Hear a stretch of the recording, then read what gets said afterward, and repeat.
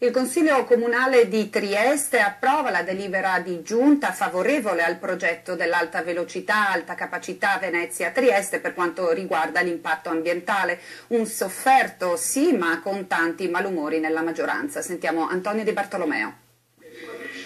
È arrivato dopo una maratona di 9 ore il sì del Consiglio Comunale di Trieste alla delibera di giunta che dà parere favorevole sul progetto della linea ad alta velocità tra Venezia e Trieste. Una seduta terminata alle 3 del mattino, finita in maniera positiva per la giunta Cosolini, nonostante l'opposizione di parte della maggioranza. Italia dei Valori, Federazione della Sinistra e Sinistra Libertà infatti hanno votato contro insieme ai due consiglieri del Movimento 5 Stelle. Decisiva l'astensione dei consiglieri del centrodestra che, votando no, avrebbero fatto saltare la delibera. Da segnalare l'astensione della democratica Anna Mozzi, l'unica a non seguire le indicazioni del gruppo. La seduta era cominciata con un presidio di una quarantina di manifestanti in Ottava, alcuni dei quali, entrati durante i lavori, avevano disturbato la discussione con urla e proteste.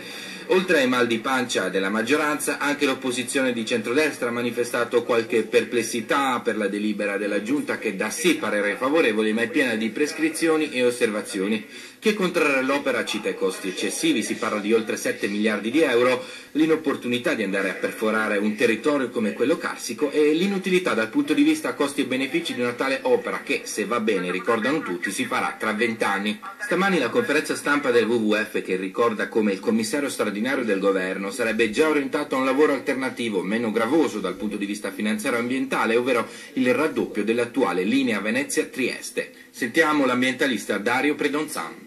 Questa è un'ipotesi che sta valutando il Veneto e i comuni del Veneto con un consenso abbastanza rilevante. Ci sono delle discussioni che stanno cominciando anche nei comuni del Friuli.